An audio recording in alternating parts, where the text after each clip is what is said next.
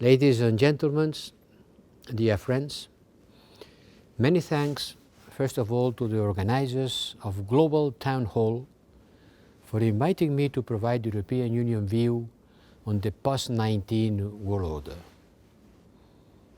COVID-19 has pushed the world into the worst and most global crisis since the Second World War, affecting all aspects of life with consequences for health, economic, and security, triggering social stress and political unrest. The crisis has accelerated pre-existing trends, such as rising inequalities and geopolitical tensions, and it has become a commonplace that the pandemic is reshaping the world. But in what form and how different the world will become will depend on the choices we will make. Looking back to the beginning of the pandemic, we saw a tendency to turn inward, a tendency that regularly comes with crisis. But as European Union, we realized quickly that COVID-19 could only be defeated with a global approach and a cross-border coordination. Internally, our reaction and coordinating was quite bumpy at the very beginning. Member states were inclined to let everyone fend for themselves. But genuine acts of solidarity soon followed, with many countries taking patience from other member states and sending emergency equipment to those most in need. In the summer, European Union's leaders agreed on an unprecedented 1.8 trillion, and we call it Next Generation European Union Package. For the first time, this package was agreed to issue large-scale common debt and allow fiscal transfers to cope with the economic impact of the pandemic and to prepare funding, a green transition, and securing Europe's digital future. We want to build a digital and green future.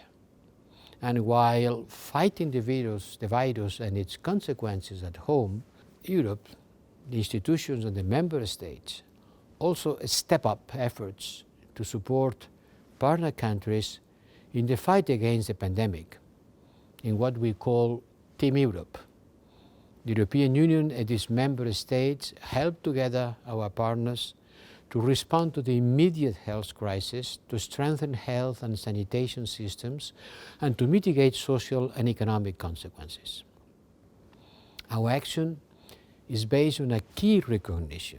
No one will be safe until everyone is safe, and a pandemic world needs multilateral solutions.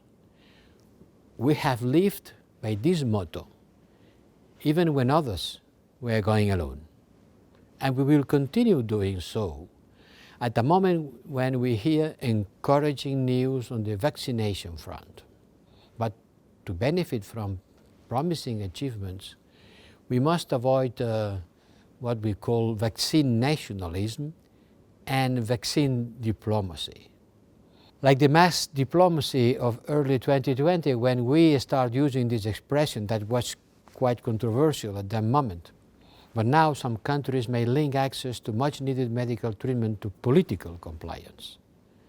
The European Union will insist on the opposite approach. Vaccines must be treated as a global public good and distributed based on medical needs.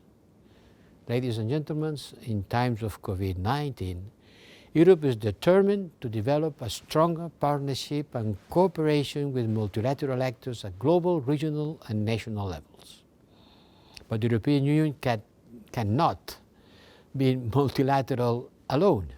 We see like-minded countries in Asia as key partners for Europe to design the rules-based international order of the future, because we share together a desire to take our future in our own hands and to be a player and not a playground in a world of increasing geopolitical competition. Thank you very much for your attention, and I wish you a fruitful debate.